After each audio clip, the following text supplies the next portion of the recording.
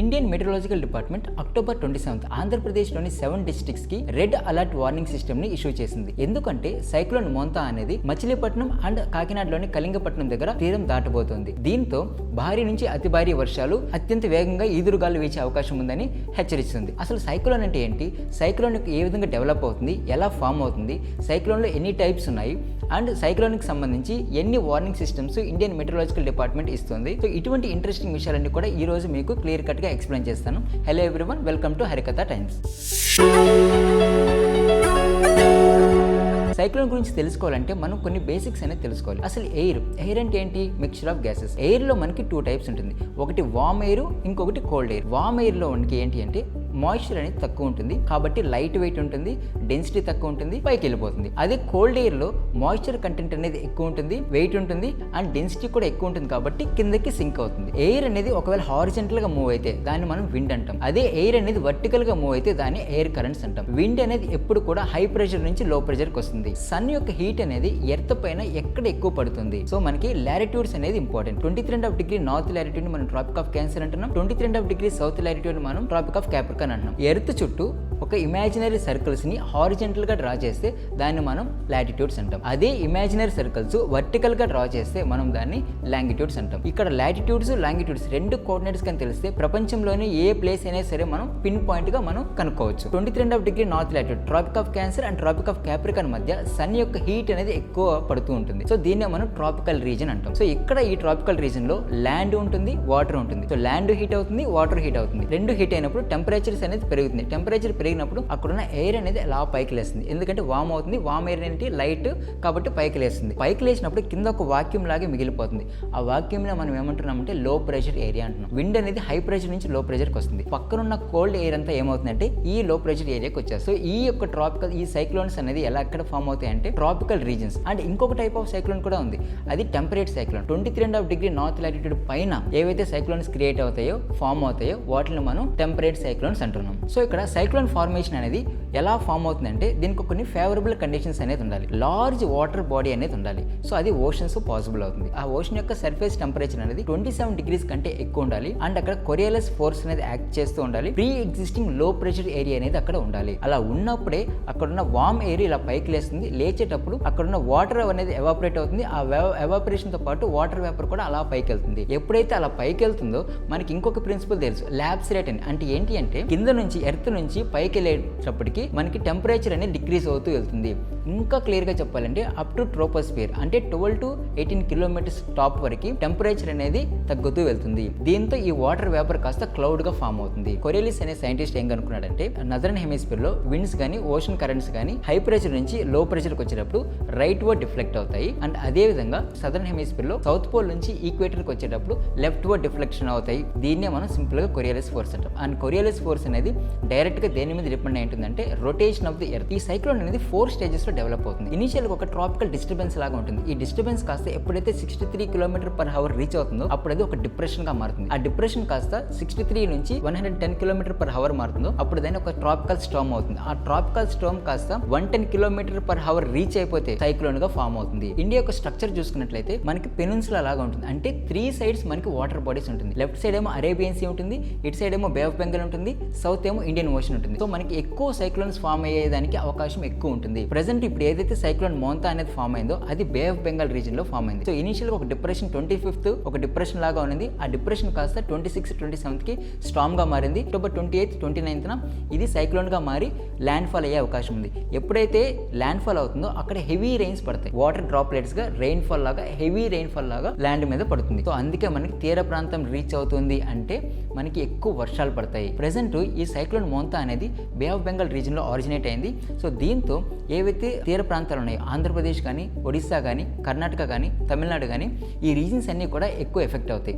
And ఇందులో పర్టికులర్గా Andhra Pradesh and ఒడిస్సాకి ఎక్కువ ఎఫెక్ట్ అవుతుంది. అండ్ ఇండియన్ మెట్రలాజికల్ డిపార్ట్మెంట్ ఏం చెప్పింది అంటే అక్టోబర్ 28 and 29 అంటే రేపు ఎల్లున్న ఇది తీర ప్రాంతం రీచ్ అవుతుంది కాబట్టి అందరూ అప్రమత్తంగా ఉండండి. సో ఈ సైక్లోన్ మోంతాకు సంబంధించి ఆంధ్రప్రదేశ్ గవర్నమెంట్ చాలా మెజర్స్ తీసుకుంది. NDRF అంటే నేషనల్ డిజాస్టర్ రెస్పాన్స్ ఫోర్స్ ని, స్టేట్ డిజాస్టర్ రెస్పాన్స్ ఫోర్స్ ని, ప్రతి ఒక్క జిల్లా కలెక్టర్స్ ని అలర్ట్ చేసింది. అండ్ దీంతో పాటు ఒక స్పెషల్ ఆఫీసర్స్ ని కూడా అపాయింట్ చేసింది. ఈ సైక్లోన్ యొక్క ఇంపాక్ట్ ఏ విధంగా ఉంటుంది, ఎక్కడ ఉంటుంది, దీనికి సంబంధించి ఏ టైప్ ఆఫ్ మెజర్స్ తీసుకోవాలి అన్న దానికి సంబంధించి ఆంధ్రప్రదేశ్ గవర్నమెంట్ ఎప్పటికప్పుడు అప్డేట్స్ అనేది ఇస్తూనే ఉంది. ఎవరైతే అక్కడ ఫిషర్మెన్ ఉన్నారో వాళ్ళని కూడా వార్నింగ్ చేస్తూనే ఉంది, ఎవరు వెళ్ళొద్దు అని. అండ్ టూరిజం కూడా ఆపేసింది. ఈ ట్రాపికల్ సైక్లోన్, ఇదే ట్రాపికల్ సైక్లోన్ ని డిఫరెంట్ ప్లేసెస్ లో డిఫరెంట్ నేమ్స్ గా పిలుస్తారు. మన ఇండియన్ ఓషన్ లో దీన్ని ఈ యొక్క సైక్లోనిక్ ఫార్మేషన్ ని ట్రాపికల్ సైక్లోన్ అంటారు. ఇదే ట్రాపికల్ సైక్లోన్ యొక్క ఫార్మేషన్ ని ఆస్ట్రేలియా రీజన్ లో చూసుకున్నట్లయితే విల్లీ అని పిలుస్తారు. అండ్ అదే యుఎస్ ప్రాంతంలో చూసుకున్నట్లయితే హరికేన్స్ అంటారు. అండ్ ఇదే ఫార్మేషన్ ని జపాన్, చైనా ఈ రీజన్స్ లో టైఫూన్స్ అంటారు. ఇండియన్ మెట్రలాజికల్ డిపార్ట్మెంట్ ఈ సైక్లోన్ కి సంబంధించి 4 స్టేజ్ వార్నింగ్ సిస్టమ్ ని ఇంట్రడ్యూస్ చేసింది. అది ఏంటంటే first one pre cyclone watch. దీన్ని మనం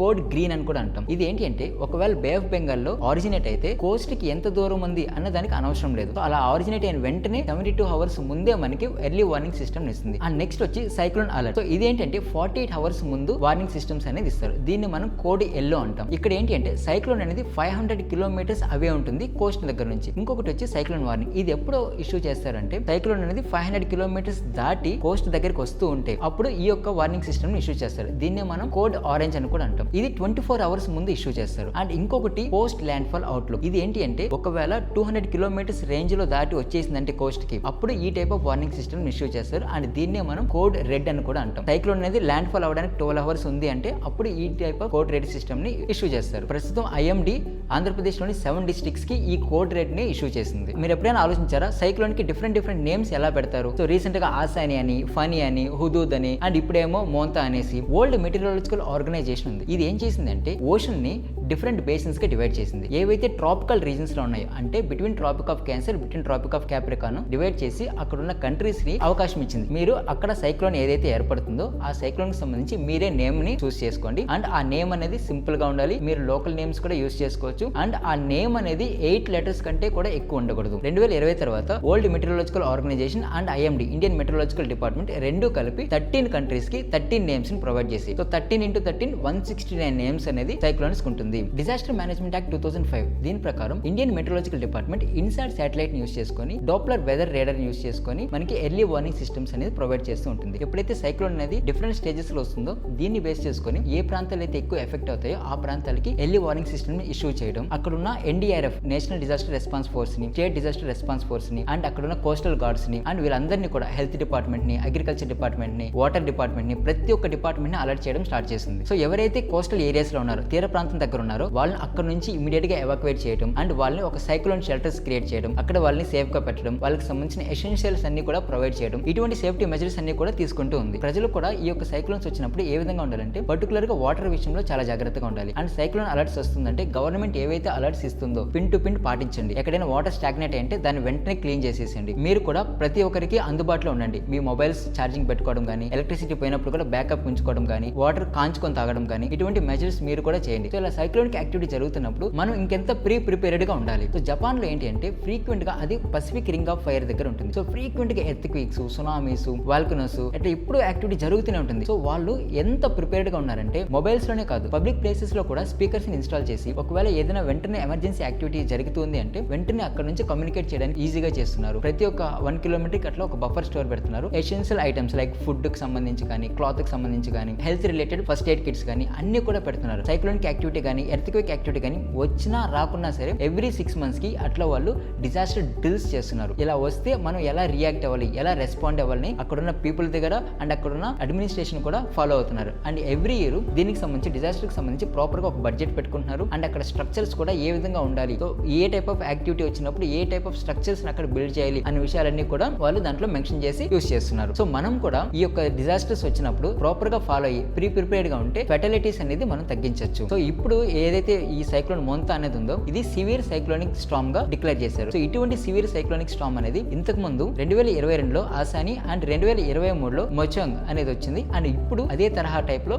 ఈ సైక్లోన్ మోంతా అనేది వచ్చింది. ఇక్కడ ప్రజలందరూ కూడా సేఫ్ గా ఉండండి. గవర్నమెంట్ ఏదైతే అలర్ట్స్ ఇస్తుందో ఆ అలర్ట్స్ ని ఖచ్చితంగా పాటించండి. ఇక్కడ మీకు ఏ చిన్న ఇష్యూ వచ్చినా సరే మనకి హెల్ప్ లైన్స్ ఉన్నాయి. ఆ హెల్ప్ లైన్స్ ని రీచ్ అవుట్ అవ్వండి. ప్రాబ్లం అనేది సాల్వ్ చేసుకోండి. ఎవరైతే కోస్టల్ ప్రాంతాల్లో ఉన్నారో వాళ్ళు సేఫ్ గా ఉండాలని కోరుకుంటున్నాం. సో ఈ సైక్లోన్ యాక్టివిటీ పైన మీరు ఏమనుకుంటున్నారో కమెంట్ సెక్షన్ లో తెలియపరచండి. అండ్ ఈ వీడియో నచ్చితే లైక్ చేయండి, షేర్ చేయండి. అండ్ ఎవరైతే తీర ప్రాంతాల్లో ఉన్నారో వాళ్ళకి తప్పకుండా ఈ వీడియోని షేర్ చేయండి. అండ్ ఇటువంటి ఇంట్రెస్టింగ్ వీడియోస్ కోసం please do subscribe to Harikatha times. మరొక ఇంట్రెస్టింగ్ అండ్ ఇంపార్టెంట్ వీడియోతో మళ్ళీ కలుద్దాం. అప్పటి వరకు నమస్కారం.